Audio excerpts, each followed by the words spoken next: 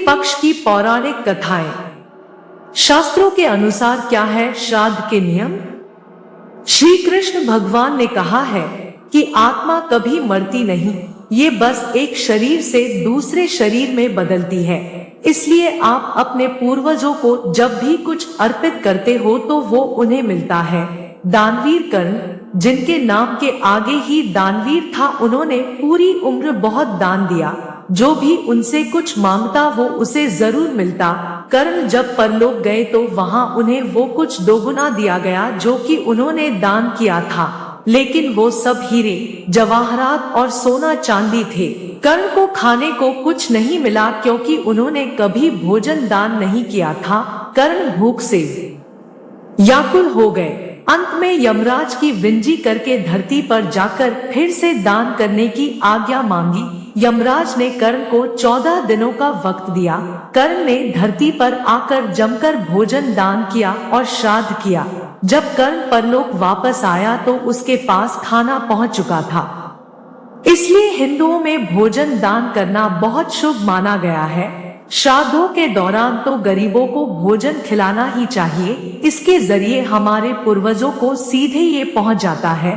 कहा जाता है कि इन दिनों यमराज की आज्ञा से आत्माएं जमीन पर आती हैं और अपने वंशजों की ओर से अर्पित किए गए भोजन का भोग करती हैं।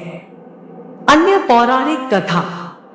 एक बार दो भाई थे, जोगे और भोगे। जोगे अमीर था और भोगे गरीब। एक बार श्राद्ध का वक्त था तो अमीर भाई की पत्नी ने उससे श्राद्ध करने को कहा, लेकिन वो इसे व्यर्थ की बात मानकर टालता रहा। ऐसा करने पर अमीर भाई की पत्नी ने सोचा अगर श्राद्ध नहीं किया तो लोग बातें बनाएंगे, इसके लिए ऐसा करती हूँ कि अपने मायके वालों को दावत पर बुलाकर अपनी शान दिखाऊंगी।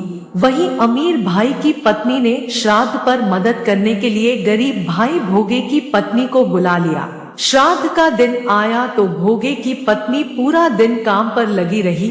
पूर्वजों के लिए खाना बनाया, लेकिन जैसे ही उनके पूर्वज खाने आए तो क्या देखा कि वहां पर तो अमीर भाई के ससुराल वाले खा रहे हैं। पितर निराश हो गए तो वो गरीब भोगे के घर गए तो वहां क्या देखा कि पितरों के नाम पर अगियारी दी हुई है। पितरों ने उसकी राख चाटी और भूखे ही चले गए। सबने आपस में बात की और कहा कि अगर भोगे अमीर होता तो उन्हें भूखा नहीं रहना पड़ता।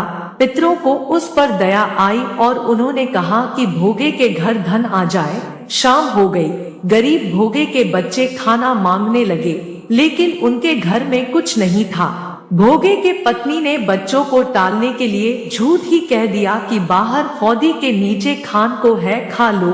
बच्चे जब वहां गए तो देखा कि हौदी मोहरों से भरी हुई है। दौड़े दौड़े बच्चे माँ के पास पहुँचे और सारी बात बताई। भोगे भी अब धनी हो गया।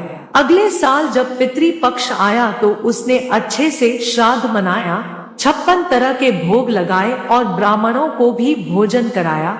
इससे पितर बहुत खुश हुए और भोगे का धन और कुल हमेशा बढ़ता ही गया।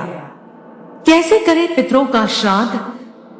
वैसे तो सच्ची श्रद्धा और समर्पण से श्राद्ध करे तो पितृ प्रसन्न होते हैं, परंतु कुछ बातों का ध्यान रखा जाए तो श्राद्ध के सभी पुण्य प्राप्त होते हैं।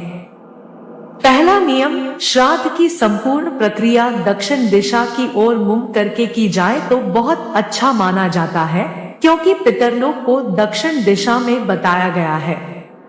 दूसरा नियम, पिंडदान करने के लिए सफेद या पीले वस्त्र ही धारण करें। जो इस प्रकार श्राद्धादि कर्म संपन्न करते हैं वे समस्त मनोरथों को प्राप्त करते हैं और अनंत काल तक स्वर्ग का उपभोग करते हैं।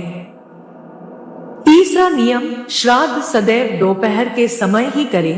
प्रातः एवं सायंकाल के समय श्राद्ध निषेध कहा गया है।